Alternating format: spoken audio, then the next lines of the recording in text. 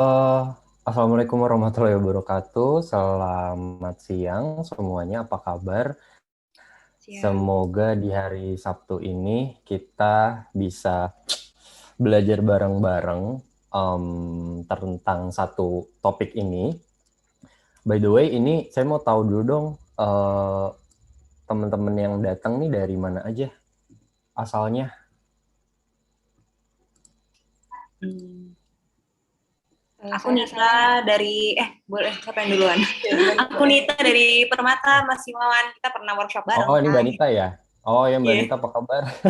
baik. Oke, oke. Ketemu lagi. Thank you. I Iya, see. Oke. Yang lain mostly dari Jakarta kali ya? iya Atau ada betul. dari daerah lain? Oh, oke. Sip. Sip. Ya, mau dari manapun daerahnya, semoga apa namanya kita hari ini bisa get something new insights juga. Terlepas dari tadi misalkan kalau Salsa bilang ada daerah yang banjir, ada yang enggak, ada yang listriknya mati gitu kan, internetnya nggak jalan, tapi terlepas dari apapun yang terjadi, kita bisa hopefully berkumpul di sini dan get new insights gitu. Jadi terima kasih sebelumnya sudah ngundang. Jadi hari ini saya mau sharing sih terkait gimana caranya bikin microblog dan ngebangun personality atau branding yang kuat dari microblog itu gitu. Dan ini bukan sembarang microblog di media sosial, semua media sosial, tapi di Instagram. Jadi saya nggak ngomongin di Twitter, saya nggak ngomongin di Tumblr ya, kalau misalnya pada masih main Tumblr, atau apalagi sih, mungkin bisa juga pakai ini ya, Reddit. Kalau di US tuh mostly microbloggingnya pakai Reddit namanya, tapi di Indonesia nggak terlalu outstanding. Nah, jadi subtitlenya adalah gimana caranya ngebuat konten yang time sensitive, artinya kontennya cocok untuk orang-orang yang sibuk, nggak punya banyak waktu untuk mungkin baca teks yang terlalu panjang atau terlalu lengthy, dan spesifik di Instagram, dan untuk membangun personality. Nah, mungkin juga ini saya harus define dulu personality ini apa. Jadi basically apa yang mau kita tampilin di media sosial sih. Jadi terlepas dari misalkan meskipun judul kita hari ini tuh ada personal branding dan bisnis gitu ya. Tapi kalau misalnya teman-teman yang datang nih mungkin belum, kayak kalau ngomongin bisnis tuh terlalu jauh, atau baru punya Instagram sendiri dan mungkin belum merambah ke dunia bisnis gitu, itu nggak apa-apa karena masih masuk ranah yang akan kita bahas hari ini gitu. Tapi terlepas dari mau itu branding atau bisnis atau apapun, kita akan fokus bahas personality-nya sih, kepribadian dari media sosial teman-teman, sama personality dari bisnis yang teman-teman punya itu gimana gitu. Jadi kita akan lebih generik bahasnya. Nah, itu cakupan hari ini. Sebelumnya saya mau ngasih skenario dulu nih. Jadi katakan ada teman-teman punya brand namanya Gopek. Nama ini bisa dibilang startup lah ya. Kalau misalkan saya sambungin ke contoh yang mau saya kasih, ini tuh startup namanya Gopek. Dia bikin aplikasi fundraising dari uang 500-an yang nantinya akan dikasih ke yatim piatu di Indonesia gitu. Jadi basically aplikasi ini tuh sesimpel kayak narikin uang gitu ya dari siapapun yang pakai aplikasi ini, itu cukup nyumbang sebesar Rp500 aja. Jadi GoPay doang itu udah bisa berkontribusi. Nah, nanti si uang-uang ini yang udah dikumpulin itu bakal disumbangin ke yatim piatu di Indonesia gitu. Jadi ini gambaran kasarnya aja ya, saya ngasih cuma untuk contoh aja. Nah, lalu katakan si aplikasi ini kamu itu kepingin bikin personality di Instagram gitu. Dan karena spesifik di Instagram, kita tahu Instagram kan agak beda nih, social medianya dia ranahnya lebih ke visual. Beda sama Twitter yang bisa dibilang, ada yang bilang itu tuh aplikasi berita gitu. Karena teks, thread, terus ada bubble text, bisa repost, bisa retweet, dan seterusnya. Kalaupun ada gambar, itu bukan jadi main features dari Twitter. Twitter tuh mostly ya namanya juga cuitan kan, kita istilahnya ngebacot gitu. Nah, beda lagi sama YouTube. YouTube video. Kalau Instagram visual atau static image, gambarnya diam. Dan itu yang menang gitu. Sekarang meskipun banyak fitur ya, ada video singkat, terus ada live Instagram dan seterusnya. Tapi di awal Instagram itu dibangun itu untuk gambar statis gitu. Nah, terus kalian bikin satu postingan tentang aplikasi ini gitu. Jadi ini ada satu draft yang kalian bikin. Nah, captionnya gini, kenalin kita Gopek, aplikasi yang bantu ngumpulin uang Rp500 yang berserakan di jalan untuk kami sumbangkan ke anak-anak yatim piatu. Gitu. Terus ini ada fotonya, ada foto ya ini kayak karyawannya gitu lah ya. Dan udah dapet traction juga, udah dapet likes nih, gitu. Nah, bandingin sama satu draft lagi, tapi captionnya agak beda. Gopek tumbuh besar dari rasa peduli.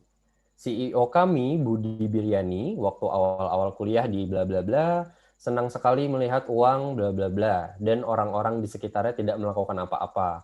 Jadi bisa kita lihat di sini ada sedikit backstory. Kenapa sih caption ini dibuat? Oh, untuk ngasih tahu ke orang-orang kenapa sih aplikasi ini dibangun in the first place gitu. Jadi kalau misalkan kita cuma nulis caption yang kayak gini, ini kan personality yang mau dibangun mungkin belum terlalu kelihatan ya. Karena ini kayak ya udah, hey introduce us, please introduce ourselves, Gopek, kita itu aplikasi apa, titik gitu. Jadi ini cuma definisi, nggak ada backstory kenapa itu harus dibuat seperti itu gitu.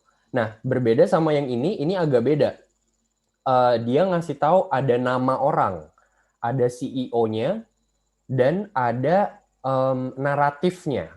Kenapa CEO ini menumbuh besarkan Gopek? Apa sih yang bikin aplikasi ini perlu didengar orang? Kenapa sih penting gitu? Oke, jadi ini personality yang lebih kelihatan gitu dibandingkan yang ini. Karena lebih ceritanya sedikit. Nah, sekarang dengan bertumbuhnya platform Instagram, ini kan Instagram sekarang nggak cuma bisa posting satu foto ya, tapi juga bisa banyak foto. Atau ada, kita istilahnya karusel gitu. Dan di situ kan jadinya platform untuk berceritanya lebih banyak. Satu ada di foto, dan foto ini bisa, karusel ini bisa foto dan video. Lalu ada caption juga gitu. Dan kita dikasih 10 slide ya. Kalau nggak salah Instagram 10. Kalau di LinkedIn itu tidak terbatas kalau saya nggak salah ingat ya. Cuman kalau di Instagram itu 10. Nah, jadi bayangin platformnya udah dikasih banyak nih. Bisa naruh foto dan video sebanyak 10 diakumulasikan. Sama ada caption gitu. Seperti ini. Nah, misalnya. Jadi bayangin dari yang foto doang, cuma satu foto doang, terus ada caption yang mungkin ada narasinya begitu, itu kita ubah ke platform yang ditawarkan sama Instagram, yaitu pakai karusel. Dan kalau misalnya saya lihat gitu ya, di explore Instagram atau kayak di feed gitu, ini kebanyakan... Oh, halo? Halo? Sorry ada yang ngomong tadi ya? Oh, oke. Saya lanjut ya. Jadi, aduh, sampai mana tuh tadi? Bingung, lost. Jadi, udahlah kita dikasih platformnya nih, 10 slide dengan kebebasan mau foto atau video, kita bisa dapat caption juga. gitu. Nah, dan ini kalau misalkan saya lihat nih ada beberapa brand yang saya ikutin juga, itu mereka sudah beralih ke format seperti ini. Karena kalau misalnya karena platformnya lebih banyak bercerita kan, ruang komunikasinya lebih banyak gitu. Dibandingkan cuma satu foto, ini orang ngangkat tangan terus semua pada senyum kan, ini harus nebak-nebak apakah mereka lagi seneng, apakah mereka lagi mengajak sesuatu mungkin. Terus captionnya juga kan ini teks gitu. Ya paling kalau mau ditambahin ada emoji lah gitu. Cuman kan ya basically it's still a text gitu kan. People have to read it first. Nah, ini udah berganti nih formatnya jadi karusel seperti ini. Dan ini adalah salah satu format microblogging yang cukup populer at least sejak pertengahan tahun lalu gitu.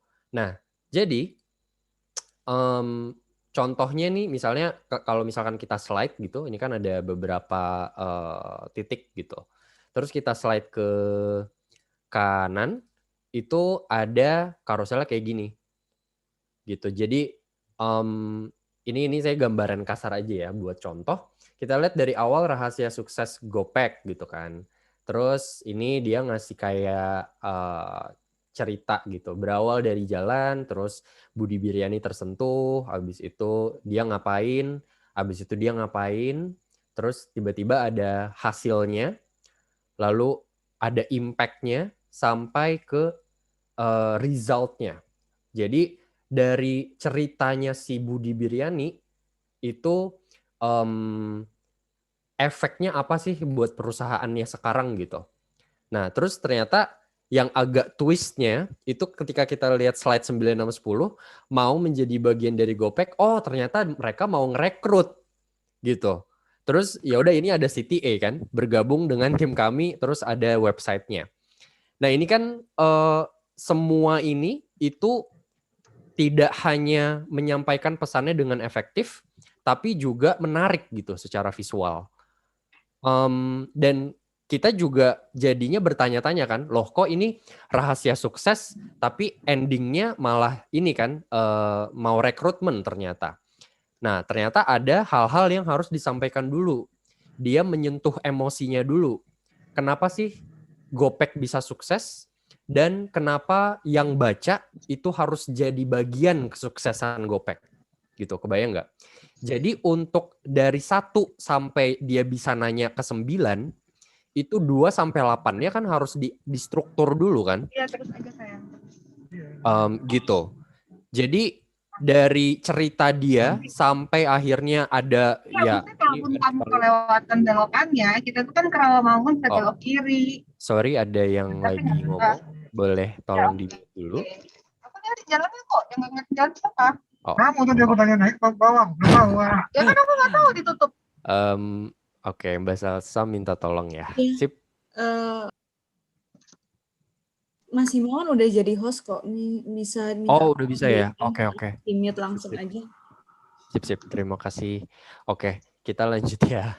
Jadi ini dari cerita dia sampai jadi perusahaan yang valuasinya segini, terus hasilnya segini, itu udah bisa ngeyakinin orang. Jadi ketika ditanya sama dia nanya nih mau jadi bagian nggak, itu bisa jadi lebih teryakinkan karena sebelumnya udah ada cerita gitu. Nah, makanya fokus hari ini berarti kan kita ada 3 format nih. Saya nggak akan bahas yang pertama, atau cara membuat caption, atau cara menentukan foto yang oke gimana. Saya juga nggak akan membahas gimana caranya mengubah caption ini menjadi cerita seperti ini, tapi saya akan membahas ini. Oke? Jadi gimana caranya menstruktur konten microblog dalam bentuk karusel di Instagram. Gitu. Nah, berarti mungkin pertanyaannya dulu nih. Jadi definisi microblogging tuh apa sih gitu? Saya nggak bisa mendefinisikan karena ada banyak banget nih definisi lain di artikel-artikel orang yang udah lebih jago microbloggingnya. Itu mereka sudah punya definisinya sendiri. Tapi yang saya bisa lakukan adalah saya bisa ngasih perbandingan antara blogging sama microblogging. gitu. Karena awalnya sebelum microblogging ada, blogging kan dia sempat yang istilahnya dia udah muncul duluan gitu. Baru ketika pas the internet internet era, the big data, orang baru familiar dengan microblogging. Nah, jadi ada 4 perbedaan. Yang pertama, kalau blogging itu teksnya banyak maksimum. Apalagi kalau kita ngomongin content writing ya. Mungkin teman-teman ada yang udah familiar dengan SEO content writing tuh minimal kan harus 2.500 kata sampai 3.000 ya. Kalau nggak salah. Untuk ranking di Google-nya bagus. Nah, beda sama microblogging. Justru microblogging nggak ngejar SEO. Microblogging fokusnya di teks yang minimum. Karena dia fokusnya di medianya. Gitu, bukan di pesan utama atau key message yang pada akhirnya jadi orang jadi leads atau jadi traction gitu. Gitu. Kalau microblogging dia fokusnya ke media. Jadi apa sih pesan yang disampaikan plus visual yang ditawarkan. Gitu. Nah, yang ketiga, kalau blogging itu orang nyarinya tuh kemungkinannya tinggi di Google. Sementara kalau microblogging, search intent orang-orang itu bisa rendah sampai menengah tingkatnya. Jadi kalau misalnya tadi nih, katakan ada artikel yang performance-nya tuh bagus banget, itu karena orang search intent-nya tinggi. Nah, sementara kalau microblogging, kayak tadi tuh rahasia sukses Gopek misalnya. Itu mungkin orang nggak setinggi mencari konten-konten yang dari bloggingnya gitu. Tapi karena dia di Instagram, dia orang nyarinya low to middle untuk nyari rahasia sukses. Jadi mungkin dia harus ke profilnya Gopek dulu. Nggak perlu nggak harus nge-search di di Google gitu. Nah, itu agak bedanya di situ. Tetapi microblogging punya potensi viral yang tinggi. Agak berbeda sama blogging. Dia potensi viralnya rendah ke sedang. Gitu, makanya kalau misalnya kita bikin tadi tuh konten kayak rahasia sukses Gopek, itu karena orang tuh nggak tahu sebelumnya, atau mungkin sesuatu yang yang tidak mainstream gitu, yang dibahas di blog, itu ketika ditaruh di microblog jadinya tinggi potensi viralnya gitu. Apalagi kalau nanti udah dioptimize pakai hashtag dan seterusnya gitu. Oke. Nah, sekarang kita lihat komponen penting microblog yang efektif tuh apa aja. Nah, ini yang coba bisa saya share ya. Dari pengalaman saya bikin microblog, ada 3 layer yang harus dipahami dulu. Ini layer pertama itu ada goal. Jadi big goal-nya tuh apa sih gitu. The big what-nya apa. Kamu bikin microblog itu mau ngapain. Lalu yang kedua message. Untuk mencapai goal itu message yang mau disampaikan apa. Baru yang ketiga tone-nya. Dari goal sama message yang udah ada, kamu mau terdengarnya gimana? Apakah cheerful, apakah ceramah gitu misalnya, atau mau jadi controversial? Itu tergantung sama tone-nya. Nah, contohnya nih, kita coba analisis ya dari konten Gopek tadi. By the way, barusan di layar saya ada tulisan your internet connection is unstable. Kalau misalnya nanti suara saya hilang-hilangan, tolong kasih tahu aja ya. Jadi mungkin saya bisa nanti switch ke jaringan lain. Terima kasih. Oke. Yes, kita lanjut dulu. Jadi ini balik lagi nih ke konten yang di awal yang saya kasih lihat di awal. Goalnya. Mungkin kalau kita lihat dari depan gitu, rahasia sukses Gopek, goalnya ya udah mau menginspirasi gitu kan. Karena apalagi ada dari cerita CEO-nya. Berarti goalnya kayaknya sih menginspirasi. Tapi ternyata kan pas tadi kita lihat di akhir, itu kan ada mau bergabung dengan kami kan. Berarti bukan menginspirasi goalnya, tapi mau rekrutmen. Nah, ini yang saya maksud dengan goal besarnya tuh ini, mau ngerekrut orang. Nah, untuk bisa nyampe ke goal ini, message-nya apa? Nah, banyak banget. Ada latar belakang CEO. Tadi kan dikasih tahu tuh di jalan depan kosan di ITB-nya gitu. Dia sering melihat ada uang receh berceceran misalnya. Terus dikasih emotional story. Terus inisiatif CEO. Dia ngapain? Dia ngambilin uang-uangnya sama dia ngajak temen-temennya. Terus abis itu dari inisiatif dia, dampaknya apa? Oh, udah terkumpul 1 miliar gitu. Terus turning point. Turning point-nya dia jadi unicorn besar di Indonesia. Nah gitu. Jadi ini nih sebanyak ini, itu yang harus disampaikan dulu message-nya sebelum kamu nyampe goal ke rekrutmen tadi. Kebayang? Gitu. Lalu tone-nya. Message-nya udah kayak gini, berarti kemungkinan besar kalau kita ada mau cari emotional story, terus ada kayak latar belakang, berarti kemungkinan besar tone dari konten ini secara keseluruhan adalah emotional dan inspiring. Gitu. Dan mungkin kalau boleh saya tambahin satu, mungkin ini ya, kayak encouraging gitu, mengajak sifatnya, karena kan di akhirnya rekrutmen gitu kan. Kurang lebih begitu.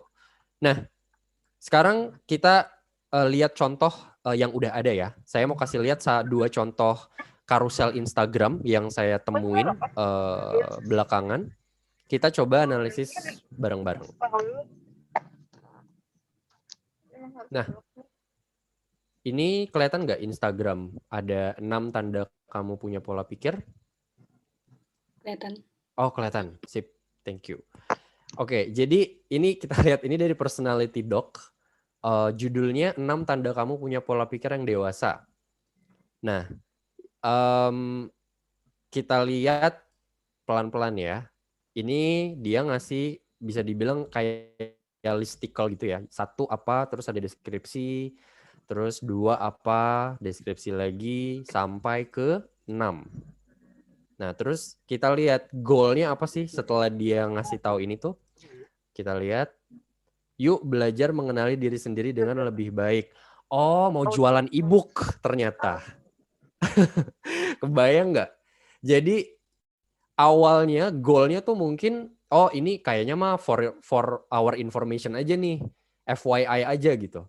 Tapi pas kita baca sampai akhir, dia mau jualan gitu. Nah ini goalnya itu selling e-book. Bisa kita, kalau kita tulis ya di analisisnya, message-nya apa aja? Ya ini, 6 ini. 1, nggak boleh impulsif. 2, bisa mengendalikan diri. Sampai ke 6, tidak menggantungkan kebahagiaan. Nah itu 6 itu message-nya yang mau ditulis. Gitu. Nah kalau udah, tone-nya apa kira-kira? Kalau ini kan dari awal nih, dia bisa kita lihat pakai bahasanya yang apa ya, bisa dibilang cukup baku dan berterima lah ya. Nggak ada slang gitu, nggak ada loh, nah, wah, dan seterusnya. Ini kan sangat eloquent gitu. Kalau ada orang ngomong tuh mungkin ini kayak dosen gitu ngomongnya. Atau kayak profesional, seorang profesional yang ngasih konsultansi. Nah, berarti tone-nya bisa dibilang ini mungkin inspiring bisa, mungkin bisa juga encouraging juga bisa, atau informatif gitu. Kebayang ya? Nah, itu satu contoh. Sekarang kita lihat contoh lain. Ini dari UI Bucket.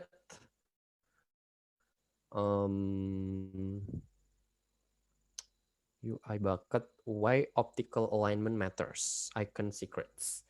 Nah, ini di judulnya dia udah ngasih kenapa gitu. Jadi kalau udah ada kata ini, berarti kemungkinan besar kayaknya nih mau ini nih, mau ngasih pendapat dia gitu kan, ngasih opini dia terhadap optical alignment. Dan dia kayaknya mau merubuhkan ekspektasi seseorang. Kayak mungkin sebelumnya ada yang bilang, oh optical alignment doesn't matter gitu. Nah terus dia jawab, kenapa ini ternyata matters gitu. Nah kita lihat, oh ini agak beda, dia bukan listicle, tapi ini lebih ke apa ya, mungkin kalimat pembuka ya. Bukan rahasia lagi, kita sering pakai center alignment di desain kita. Tapi buat bentuk asimetris, pendekatan ini tidak selalu berterima. Terus dia ngasih contoh, terus dia ngasih but it's not gitu, ngasih pendapat dia. Terus dia ngajak, ayo coba do everything exactly according to mathematics. Terus dia minta konfirmasi, ya kan gitu. Ke-like lagi. Looks unbalanced, right? Triangle seems to be shifted to the left.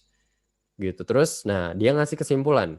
Singkatnya, kadang-kadang kita butuh butuh memecah matematika untuk mendapatkan hasil yang terbaik. Terus dia ngasih perbandingan nih, ada tabelnya, yang salah mana, yang benar mana. Nah, udah. Terima kasih atas perhatiannya. Nah, kita lihat goalnya nih.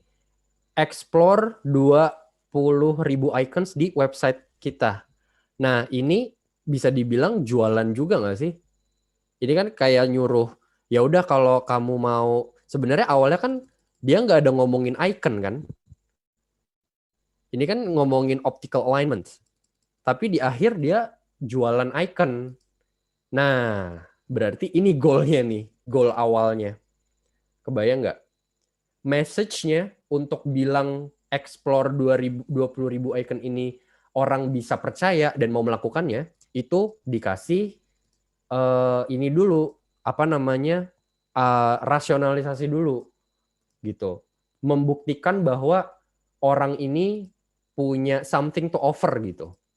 Nggak cuma jualan, kayak ayo beli atau lihat-lihat icon kita ya. Dia nggak langsung ngomong gitu, tapi dia ngasih studi kasus dulu. Nah, ini pendekatannya seperti itu. Gitu.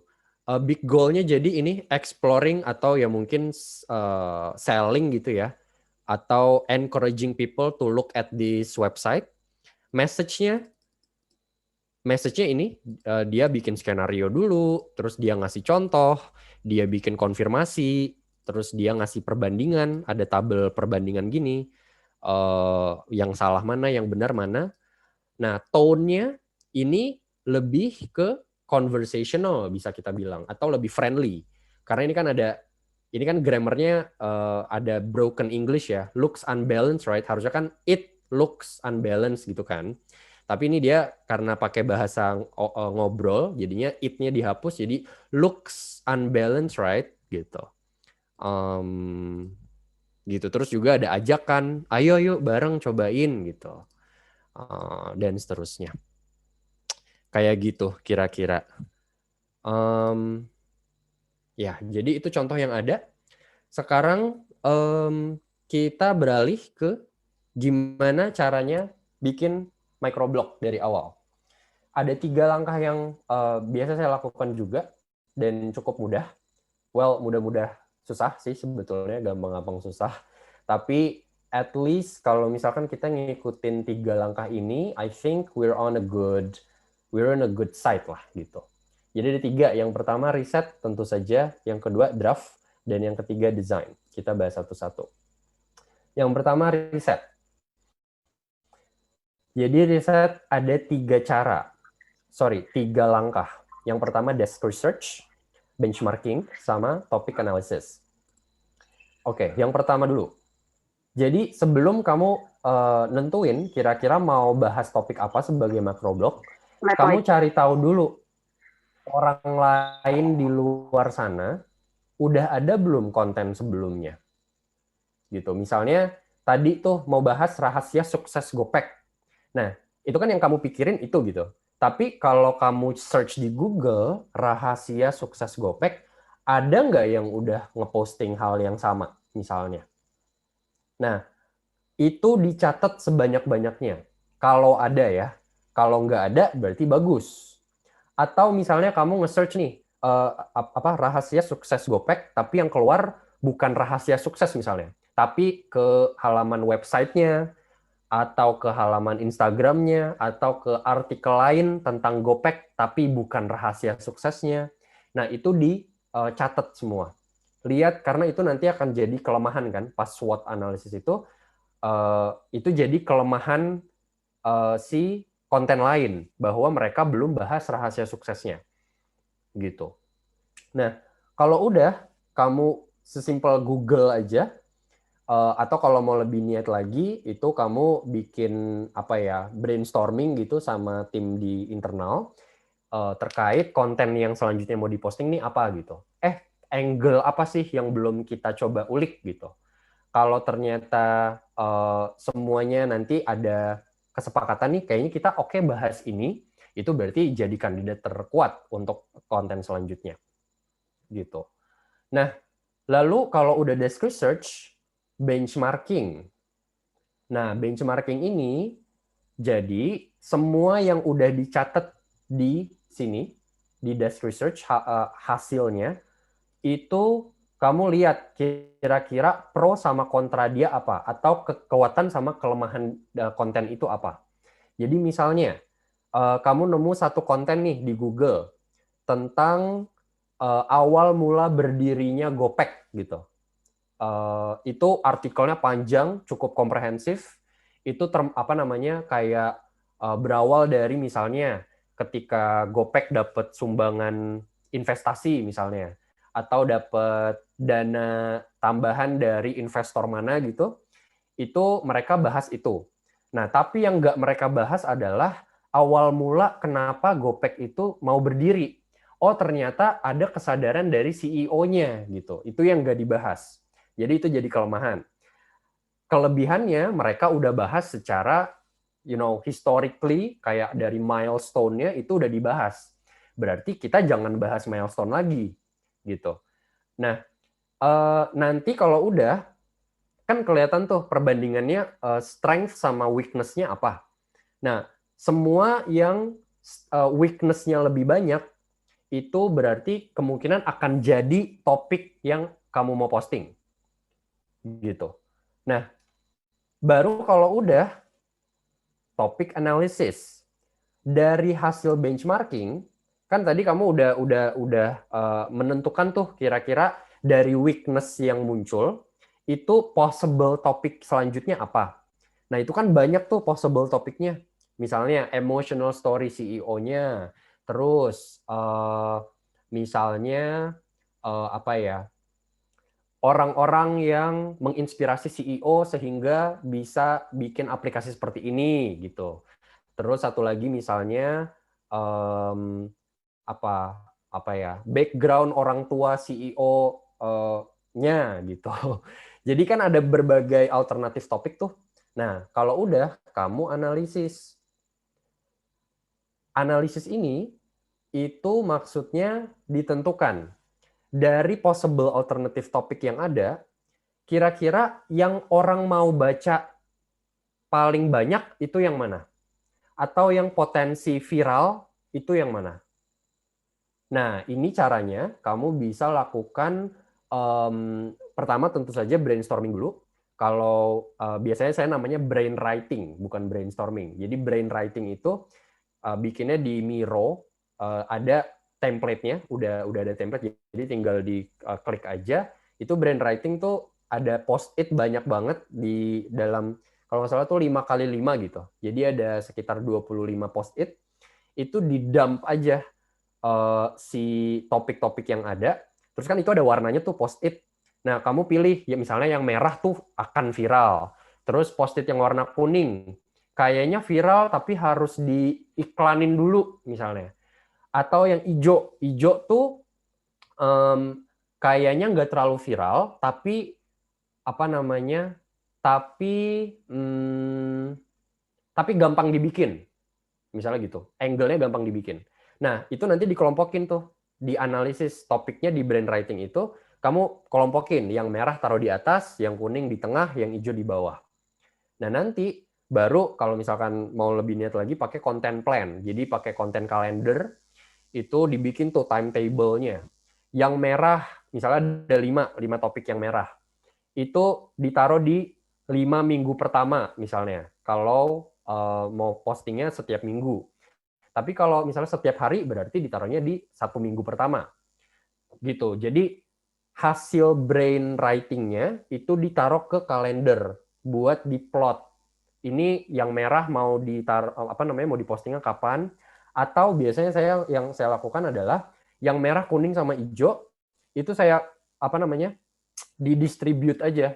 Jadi misalkan 1 minggu nih, Senin sampai Minggu kan. Senin saya akan posting merah.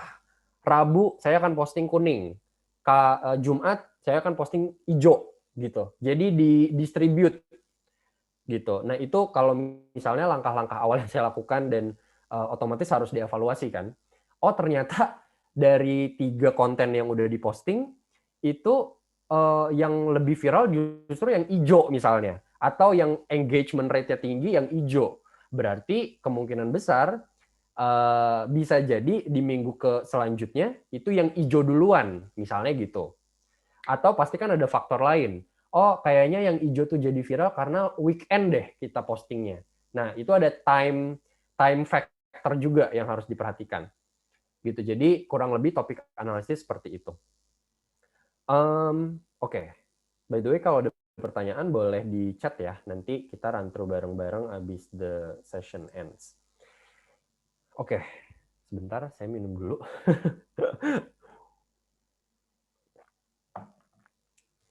Sip, itu tadi research. Sekarang kita beralih ke langkah kedua, yaitu drafting. Ada 3 cabang juga. Yang pertama define the message, yang kedua outline, dan yang ketiga sequencing. Nah, kita ke yang pertama dulu. Misalnya gini, ini saya ambil contoh dari microblog saya ya. Jadi awalnya nih saya define dulu the message. Seperti biasa tadi kan kita ada goal, ada message dan tone. Goal-nya itu mau mengedukasi tentang prinsip clarity misalnya dalam UX writing. Gitu. Message-nya ini adalah hal-hal yang kemungkinan akan saya taruh di dalam sepanjang karusel itu. Jadi mulai dari ini nih kayak menantang gitu. Emangnya prinsip UX writing itu cuma clarity atau ada yang lainnya misalnya. Terus komponennya apa aja, contoh, terus kasih perbandingan, baru kesimpulan. Nah, ini sepanjang ini message. Tone-nya meskipun ini sifatnya mengedukasi gitu, menginform, tapi saya tetap pengen conversational.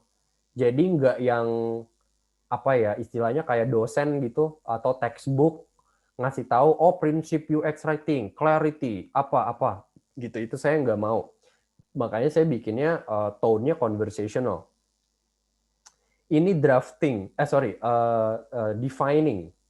Nah, lalu kalau udah dibikin outline. Nah, ini saya bikin salah satunya di buku gitu, dicoret, dipakai alat tulis. Ini saya bikin judulnya, possibly judulnya, tapi ini working title. Jadi Instagram, cara menulis clear gitu, terus yaudah saya bikin outline aja, 1-10, bikin kerangkanya karena kan 10 slide. 1 2, saya bikin presumptions, kasih pertanyaan retoris gitu misalnya. Yang ketiga, saya masukin sumber dari expert, karena sebelum ini asumsi kan. Jadi enaknya kalau ada asumsi itu dikasih omongan orang lain, biar kita ada pegangan gitu. 4, bandingin dengan ilustrasi. Jadi pakai ada gambar gitulah misalnya.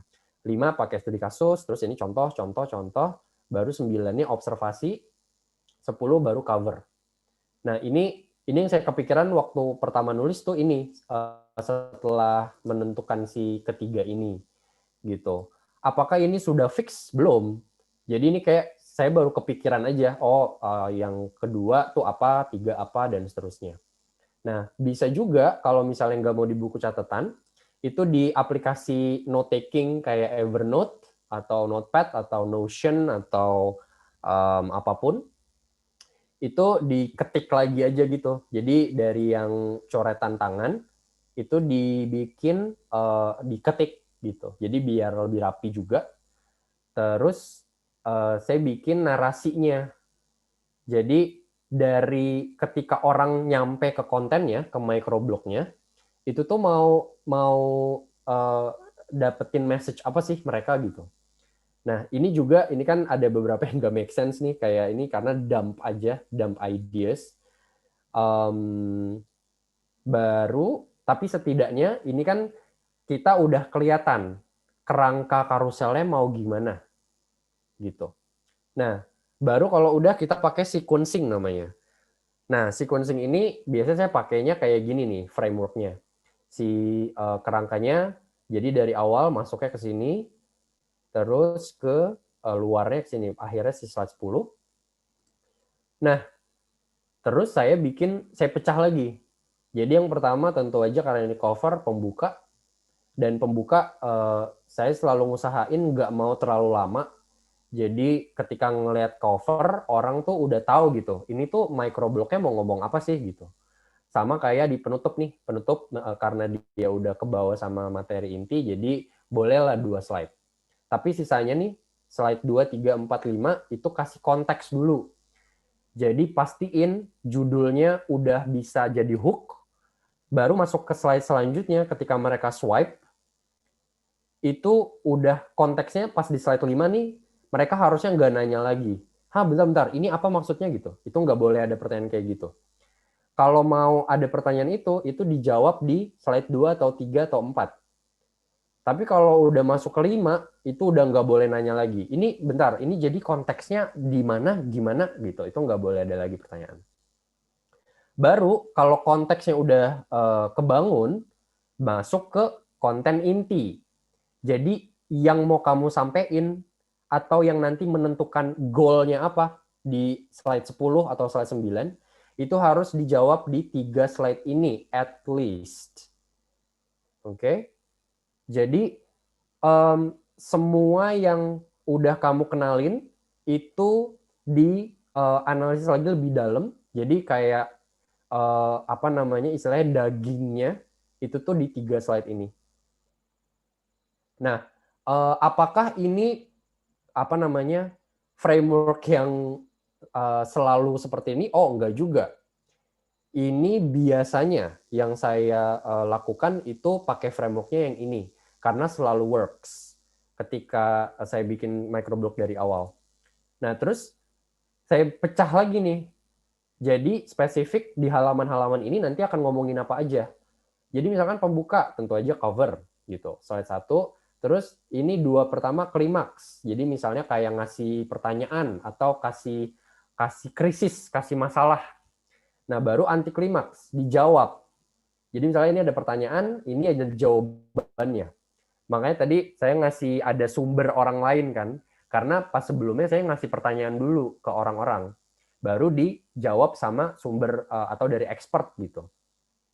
Nah, lalu ini analogi resolusi. Resolusi itu dari anti klimaks atau jawaban si expert tadi, terus dari topik yang mau kita bahas di depan, itu tuh kalau misalkan kita mau kasih ilustrasi tuh pakai apa gitu analoginya. Baru dijawab, oh ternyata konteksnya seperti ini, berarti resolusinya begini. Ini kesimpulan, baru cover.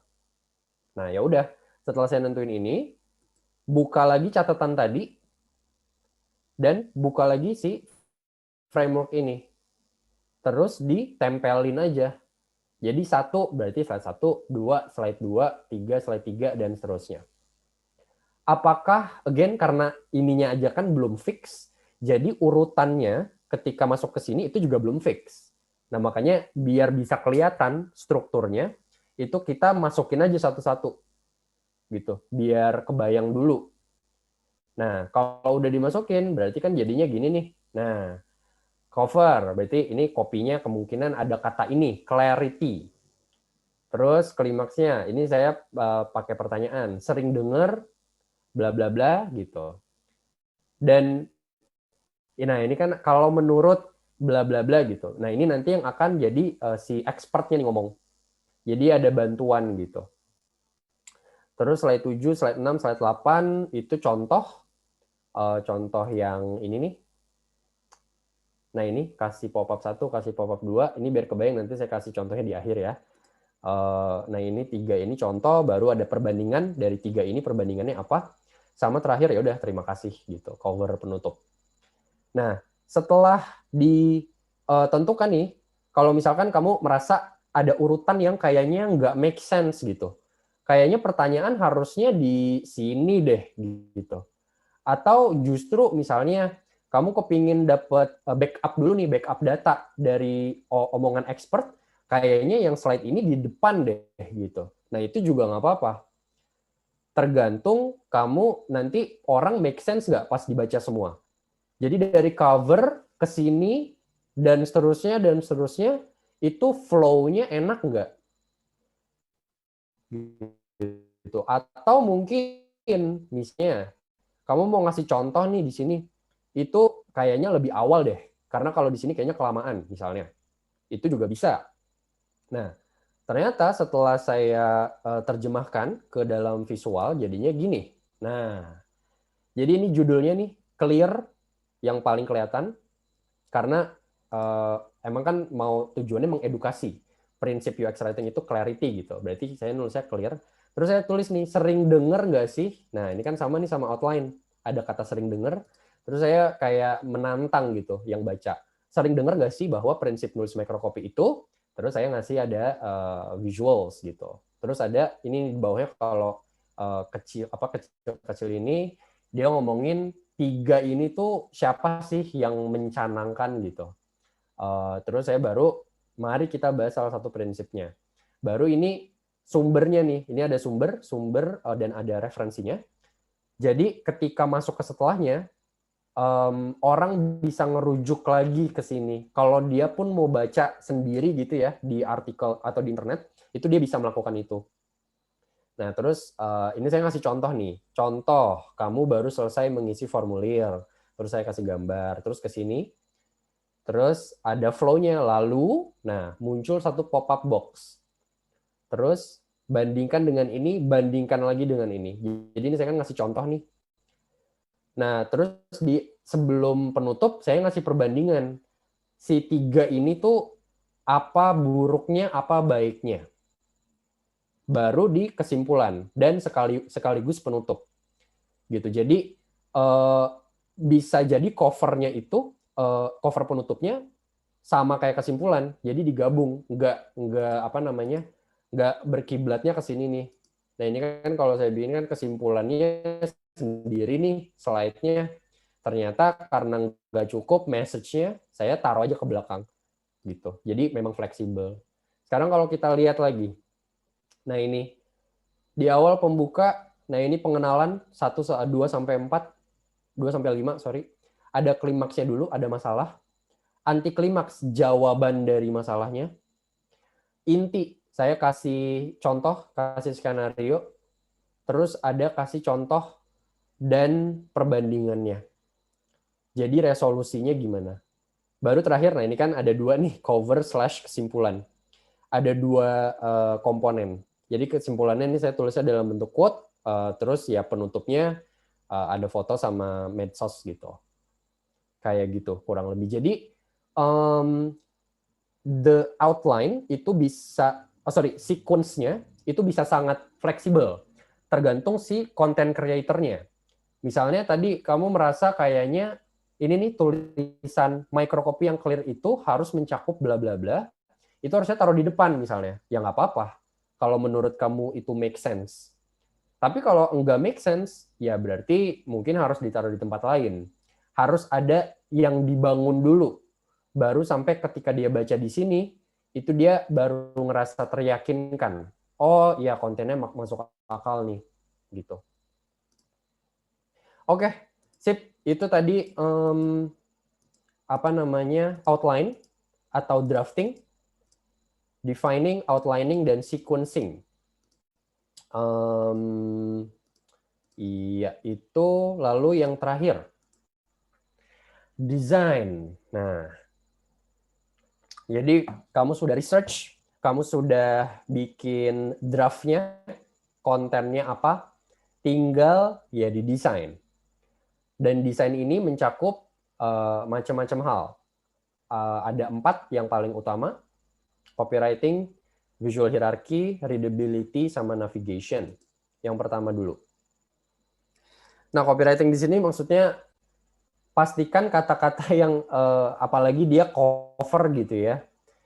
Make sure itu jadi hook. Atau bikin orang ketika dia scroll Instagram atau pas buka explore, dia langsung tertarik ngelihat copy di covernya. Nah, jadi misalnya gini nih, ini kan katakan sebelumnya nulisnya gini, cerita perjalanan Gopek dari SEO-nya gitu, SEO-nya.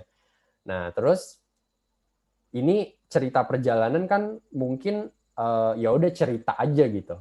Tapi ketika kita ganti jadi rahasia sukses, oh ini kan power words nih, rahasia berarti sesuatu yang kita belum tahu sebelumnya.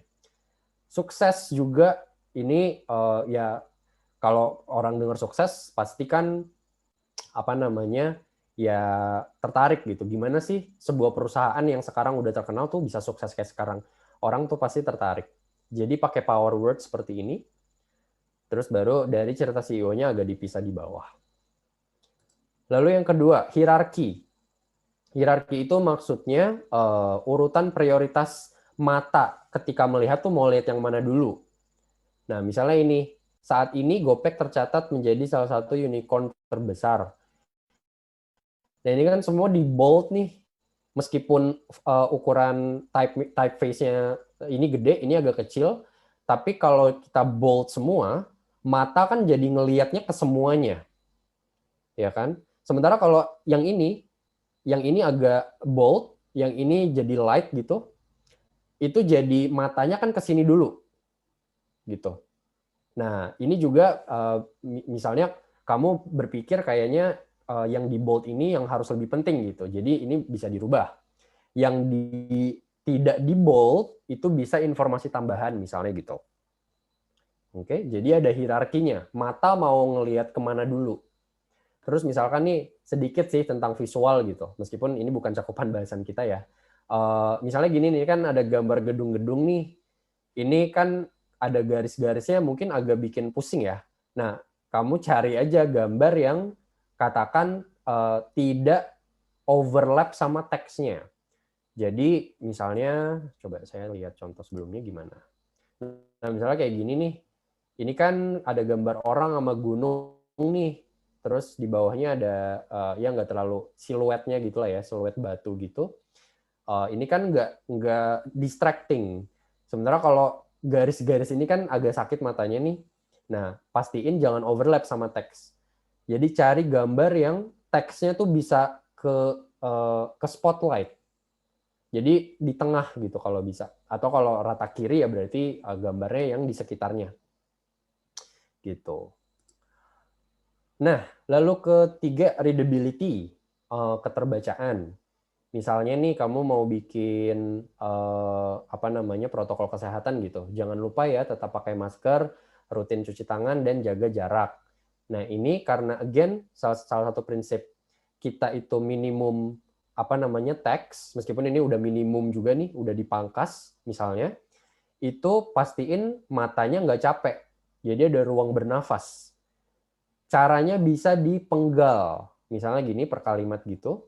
Jadi satu paragrafnya itu ada 2 baris, yang bawahnya ada 3 lah paling banyak gitu. Jangan sampai ini 2, terus di bawahnya 5 atau 10 gitu. Nah itu nggak seimbang kan, matanya capek. Atau kalau mau gampang lagi, itu pakai bullet point saja. Jadi misalnya nih, protokol kesehatan titik 2 misalnya. Bulletin 1 tetap pakai masker, bulletin 2 rutin dan seterusnya. Gitu. Nah, ini mata jadi lebih tahu ada order yang sedang dibangun. Gitu. Instead of ini kan kayak ini satu informasi gitu kan. Sementara kalau ini ada 3 informasi kelihatannya. Gitu. Itu readability. Nah, lalu apa namanya navigation. Jadi navigasi itu maksudnya yang ini nih. Karena kan kita kan bikinnya slide ya. dan orang harus swipe dulu. Nah, misalnya gini, kamu bisa bikin, misalnya ada kopinya lanjut gitu, kalau emang mau ngajak orang lanjut baca gitu maksudnya. Atau kalau kamu mau lebih kontekstual, rahasia sukses GoPay dari cerita, baca ceritanya gitu. Jadi ini kan ada ceritanya tuh, nya itu si CEO-nya. Nah, ini yang cukup kontekstual nih. Kamu bisa bikinnya kayak gini. Atau kalau mau lebih, misalnya mau ngajak langsung ke flow pertama. Flow pertama kan ngajakin ke ini kan, historinya si CEO-nya. Awal mulanya gimana. Nah, berarti bisa langsung aja. Rahasia sukses GoPay dari cerita CEO. Awal mulanya. Nah, misalnya gitu. Jadi si yang kata-kata ini, itu jadi rangkuman untuk next slide-nya. Kebayang? Jadi kalau mau pakai kayak gini boleh, mau yang kontekstual kayak gini juga boleh. Tapi sih saya lebih seneng yang sangat kontekstual kayak gini. Jadi nggak kayak lanjut atau geser atau apa ya, next atau selanjutnya misalnya. Meskipun nggak apa-apa juga karena saya juga pernah ngelakuin itu. Tapi pas di apa namanya lihat-lihat lagi, kayaknya lebih enak yang kalau kontekstual kayak gini.